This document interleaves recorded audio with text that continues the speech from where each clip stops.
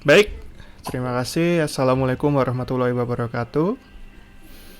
Waalaikumsalam Waalaikumsalam warahmatullahi warahmatullahi wabarakatuh. wabarakatuh. Selamat malam, selamat pagi, selamat siang untuk Bapak dosen dan juga mungkin ada asisten praktikum ataupun siapapun yang melihat video ini ya. Jadi pada kali ini kami akan mempresentasikan sebuah final project Big Data dan Data Mining ya. Di sini kami mengangkat sebuah judul klasifikasi gagal jantung menggunakan KNN. Tapi sebelum masuk lebih dalam lagi, marilah kita kenalan lebih dulu ya. Pertama ada saya sendiri, Ilham Mustaqim dengan NIM 21113969, lalu ada Mas Wildan Amru Prima Rifki dengan NIM 21114030, lalu yang terakhir ada Muhammad Hamdan Zulfa dengan NIM 21114039 ya. Nah, di sini kita akan coba telaah lagi untuk gagal jantung sendiri. Itu adalah kondisi di mana jantung tidak mampu memompa darah dengan efisien seperti yang seharusnya. Nah, di sini kami mengangkat tema klasifikasi gagal jantung menggunakan KNN karena kami anggap ini sangatlah penting untuk dilakukan research ya, karena gagal jantung itu merupakan kondisi di mana yang sangatlah urgent, dan dari penelitian ini kami harap bisa membantu di bidang kesehatan di Indonesia ya. Baik, di sini kami menggunakan KNN ya, atau K-nearest neighbor ya, untuk melakukan prediksi seperti itu. Selanjutnya di sini ada beberapa metode penelitian ya. Yang pertama itu jelas adalah menggunakan KNN ya. Di sini kita akan lihat juga untuk tahapan penelitian. Saya coba zoom lagi. Di sini ada mencari pengambilan dataset, lalu melakukan proses eksplorasi data ya, atau biasa disebut dengan EDA. Dan selanjutnya ada pre-processing data pada dataset, lalu ada proses balancing data juga. Setelah itu ada seleksi fitur, baru nanti ada splitting data ya. Yang pertama ada data trend dan juga dataset ya. Lalu setelah itu ada scaling, lalu grid search ya, untuk mencari nilai N yang terbaik pada KNN, baru nanti akan dimasukkan ke KNN itu sendiri. Setelah dihasilkan sebuah model ya, sebuah uh, pengolahan gitu, nanti akan dihasilkanlah sebuah prediksi. Nah, dari prediksi tadi kita coba evaluasi kembali ya dengan yang namanya confusion matrix. Nanti jika hasil penelitiannya baik, maka akan dihasilkan kesimpulan. Jika memang belum, nanti perlu diolah kembali, dievaluasi seperti itu. Baik, di sini kita masuk ke beberapa tahapan ya. Yang pertama ada pengambilan dataset. Kami mengambil dari Kaggle. Di sini ada linknya ya. Di sini di dataset yang kami gunakan ya, di heart failure clinical data. Di sini ada beberapa fitur ya, atau kelas gitu. Yang pertama ada age, itu ada usia. Dua itu adalah anemia ya. Jadi apakah seseorang ini mempunyai anemia gitu ya, atau penyakit anemia. Lalu ketiga ada creatine fosfokinase atau level enzim CPK ya dalam darah, itu dihitung dengan banyak kan mcg per liter ya. Lalu apakah ini ya, seorang pasien ini menderita diabetes atau tidak? Dia ada 1 dan 0. Lalu ada ejection fraction ya, atau persentase darah yang meninggalkan jantung setiap kontraksi ya. Seperti itu. Lalu selanjutnya ada fitur yang namanya high blood pressure, maaf. Di sini tekanan darah tinggi ya. Jadi seorang pasien itu punya tekanan darah tinggi atau tidak.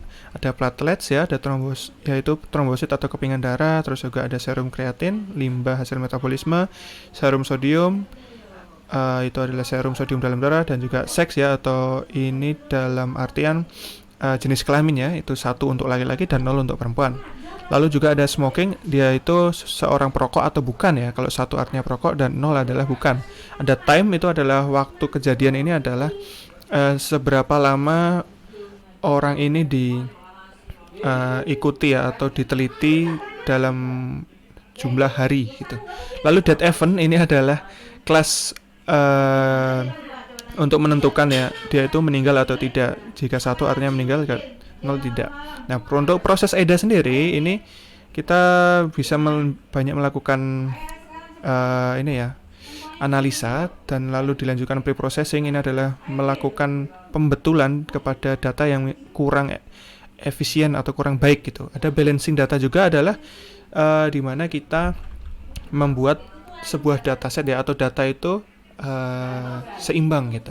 Lalu ada seleksi fitur juga, yaitu menseleksi fitur, ada splitting data, membagi split dan trend, scaling data, grid search dan lain-lain yang nantinya akan kami bahas lebih detail lagi di hasil pembahasan. Baik, kita masuk ke hasil pembahasan. Untuk ini akan dibawakan oleh Mas Hamdan ya untuk pengambilan dataset, dan nanti akan dilanjutkan oleh teman yang lainnya gitu. Terima kasih. Silahkan Mas Hamdan Zulfa. Ya, baik. Terima kasih Mas Ilham. Berikutnya yaitu hasil pembahasan. Yang pertama itu pengambilan dataset. Seperti yang sudah dijelaskan oleh Mas Ilham sebelumnya, dataset ini yang digunakan itu yang relevan terkait dengan penyakit jantung. Dataset ini diperoleh dari platform Google yang diupdate pada 3 tahun yang lalu. Dataset ini mencakup beberapa atribut seperti usia dan lain-lain, terdiri dari 13 kolom, yang salah satu kolom itu merupakan variabel yang menandakan apakah pasien itu meninggal atau tidak, atau death event. Nah, ini gambar dari dataset yang kita gunakan. Terus selanjutnya itu ada proses PDA.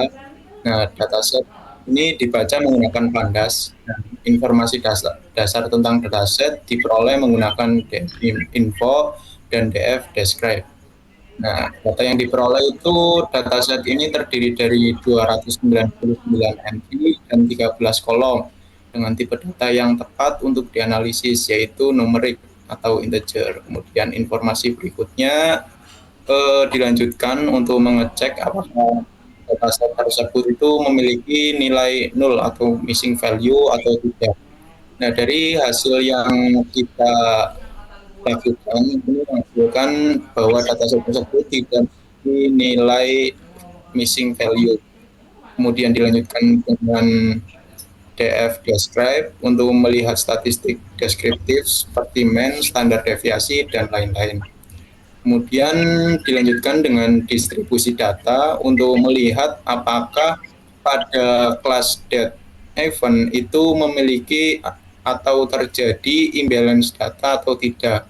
Nah, pada kasus ini terjadi imbalance data antara nilai 0 dan 1.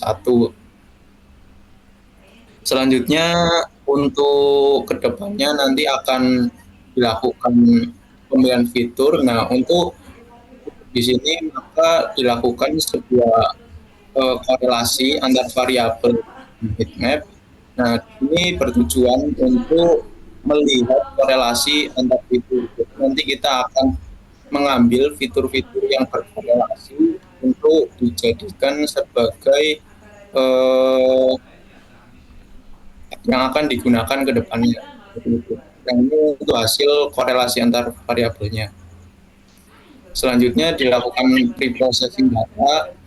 Nah, pada kolom dataset gagal jantung dilakukan proses transformasi untuk memastikan konsistensi dan keragaman dengan mengubah semua huruf menjadi huruf kecil. Nah, jadi ini bertujuan untuk agar seragam datanya, ya, seperti itu. Selanjutnya balancing data akan dilanjutkan oleh Mas Wildan Amru. Selanjutnya aku harusnya dan. Oh ya, Mas Ilham. Oke, maaf ya tadi ada kesalahan. Yang selanjutnya adalah saya ya, balancing data. Oke, untuk balancing data ya, saya akan coba jelaskan ya. Di sini tadi karena sudah ada perbedaan atau imbalance data ya, di dead event ada 1 dan 0 ya. Nah, di balancing data ini kita akan melakukan sebuah oversampling ya, yaitu di kelas yang minor ya. Di sini berarti kita lihat ada 1 adalah yang minor ya, dan yang mayoritas adalah yang 0. Maka kita akan coba gunakan tahap yang namanya balancing. Nah, di sini kami menggunakan random oversampling ya. Jadi sebuah data yang kurang balance ya, atau yang imbalance tadi, dia akan diberikan ya, atau ditambah datanya, disampling namanya, ditambah jadi namanya oversampling. dengan random sampling. Random sampling artinya dia akan mengambil data-data yang sudah ada di kelas minoritas tadi dan dibuat jumlah datanya biar sesuai atau sama dengan yang kelas mayoritas seperti itu. Jadi dia akan di up sampling situ. Jadi oversampling ya. Seperti itu. Di sini adalah hasil setelah oversampling ya. Jadi di kelas 1 dan 0 itu adalah sama untuk banyak datanya 200 seperti itu. Oke, selanjutnya kita akan mengecek untuk seleksi fitur ya. Jadi tadi kita juga sudah melihat untuk korelasi heatmapnya ya, heatmap correlationnya. Di sini ada beberapa fitur yang diambil ya. Nah, di sini kita ambil yaitu fitur yang memiliki korelasi yang tinggi atau signifikan terhadap variabel target yang dipertahankan adalah lebih dari negatif 5,0. Sedangkan fitur yang korelasinya rendah atau tidak signifikan akan dieliminasi. Jadi nanti yang di bawah negatif 5 ya, atau kayak 5,8 dan negatif 6 dan seterusnya itu akan kita hapus gitu dari data frame ya gitu. Di sini. Nah, ini hasil dari seleksi fitur ya, udah ada kolom age, anemia, kreatinina, diabetes, ejection fraction, high blood pressure, platelets, serum, sodium, sex, smoking, dan death event seperti itu. Selanjutnya kita akan masuk di splitting data ya. Di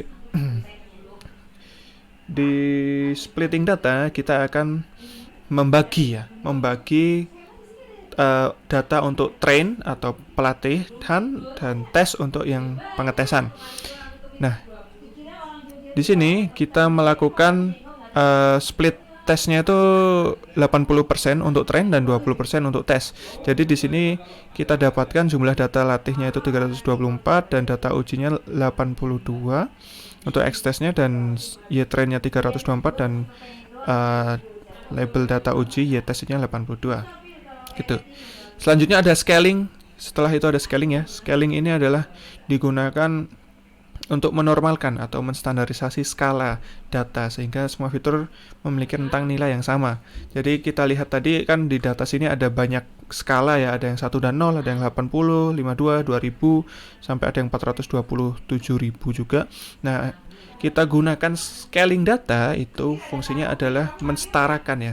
Jadi scaling data itu akan diambil banyak, setiap kolom tadi akan distandarisasi ya. Dari standarisasinya itu kayak gimana, yaitu adalah dengan menginputkan data tadi di scaling dengan dari rentang negatif 1 sampai 1 gitu. Jadi tidak ada data yang lebih dari 1 ataupun kurang dari negatif 1 gitu. Jadi itu tadi fungsinya scaling data adalah untuk menstandarisasi skala datanya seperti itu ya. Oke, baik. Selanjutnya ya, di sini ada grid search. Di sini akan dijelaskan oleh Mas Wildan sampai nanti evaluasi ya, seperti itu. Silahkan. Oke, terima kasih Mas Ilham. Di sini saya akan menjelaskan research atau modeling data. Di sini kita menggunakan research untuk mencari parameter terbaik. Jadi kita di sini memilih parameter kita ini hanya mengubah nilai n dan p. Jadi mencari nilai n dan p dari yang terbaik, dan setelah didapatkan itu nanti kita akan lanjut ke modeling. Dan di sini bisa dilihat parameter terbaik yang dicari dari ini, kita menggunakan range antara 1 sampai 30 dan P1 dan 2, dan didapatkan parameter terbaiknya adalah N1 dan P2 dengan bisa dilihat akurasi mencapai 87, presisi 88%, recall 87%, dan skor 86%. Oke, selanjutnya kita masuk ke klasifikasi. Dan di sini dari parameter terbaik yang telah ditemukan tadi, di sini kita akan melakukan modeling dari parameter tadi. Di sini kita akan menggunakan modeling menggunakan KN classifier untuk melakukan prediksi dari data apakah akurat atau tidak. Oke, saya bisa scroll ke bawah. Oke, di sini bisa dilihat untuk prediksi data. Di sini menggunakan fitur extract, nanti kita secara acak saja. Di sini bisa dilihat parameter-parameter dan mendapatkan hasil prediksi adalah satu sesuai dengan data aslinya yaitu satu. Jadi bisa dibilang cukup akurat. Lalu bisa scroll bawah. Oke, ini bisa dilihat untuk data lebih lanjut dari prediksi datanya. Bisa dilihat ini dari 10 data, ini yang kebanyakan telah prediksinya benar, cuma satu yang salah ada di data nomor satu, yaitu memprediksi bahwa nol dan sebenarnya adalah satu. Itu. Oke. Lalu kita evaluasi, ini evaluasi dari N1 atau K1 dari parameter terbaik tadi. Dan di sini bisa dilihat hasil evaluasinya menggunakan seperti klasifikasi report untuk nilai akurasi dan sebagainya. Dan di sini kita untuk evaluasi sendiri kita menggunakan confusion metric, bisa di-scroll. Oke. Dan bisa dilihat ini untuk confusion metric dari parameter terbaik yang kita dapat, di mana itu true ya true negatif atau hasil yang bisa ke atas lagi. Oke, untuk true negatif atau TN yaitu 32 dan false positif 10. Jadi bisa dibilang ini telah berhasil yang sebelumnya minus itu memprediksi apa itu namanya? Saya agak lupa. Coba ke atas informasi dataset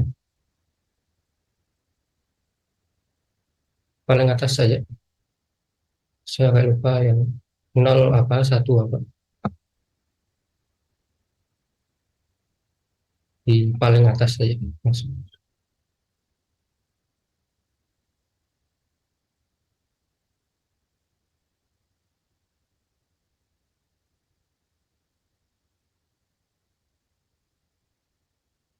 Oke, stop.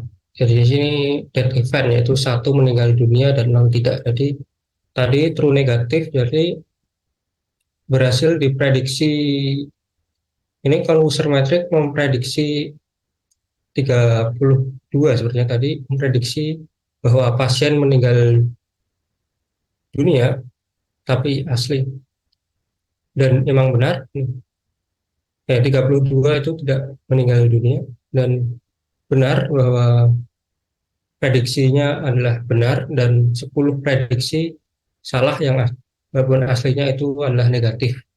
Dan untuk recall-nya sendiri 76% dan untuk kelas 1 user metric itu berhasil memprediksi tepat yaitu 39 dari 40 data dan hanya satu yang salah dengan akurasi recall-nya 97%. Oke, itu saja pengurusan dari hasil evaluasi. Untuk kesimpulan akan dijelaskan lebih lanjut oleh Mas Ilham. Saya kembalikan kepada Mas Ilham. Oke, terima kasih untuk penjelasannya Mas Wildan dan juga Mas Hamdan ya. Jadi untuk kesimpulannya dari penelitian ini yang bisa kita tarik adalah teknik grid search ya, ini sangatlah baik dalam menentukan n-neighbor ya. Jadi dalam logika KNN itu kita perlu mencari n-neighbor atau biasa disebut juga dengan nilai K ya. Nah, grid search ini sangatlah cocok untuk mencari n-neighbor itu tadi. Selanjutnya ada akurasi yang didapatkan ya. Itu adalah 87%, precisionnya 88%, recall 87%, dan F1 score-nya 86% ya, menggunakan algoritma KNN ini terhadap dataset yang sudah kami dapatkan dari Kaggle tadi. Berarti ini memang adalah algoritma yang baik dalam mengolah data ya untuk klasifikasi ataupun prediksi seperti itu. Jadi hasil di atas mungkin bukan hasil maksimal ya yang bisa didapat karena kami hanya mengubah dua parameter ya dari algoritma ini. Jadi selanjutnya mungkin untuk penelitian yang lainnya ya, yang bisa mereferensikan ini, itu bisa menambahkan parameter-parameter lainnya seperti itu. Jadi supaya penelitian-penelitian yang lebih lanjut itu lebih akurat lagi seperti itu ya. Baik, itu saja. Ada yang mau ditambahkan tidak dari Mas Wildan dan Mas Hamdan sebelum saya tutup presentasi kita? Oke, sepertinya tidak ada dari saya. Mungkin dari saya cukup, Mas. Oke. Baik, begitu saja untuk presentasi kami bertiga ya. Semoga penelitian yang sudah kami buat ini dapat bermanfaat ke depannya di bidang kesehatan, terutama di prevensi gagal jantung seperti itu ya. Kami akhiri. Jika banyak kesalahan dan ada kurangnya juga kami mohon maaf. Terima kasih, selamat malam, selamat pagi, dan selamat siang. Kami tutup. Wassalamualaikum warahmatullahi wabarakatuh. Waalaikumsalam warahmatullahi wabarakatuh.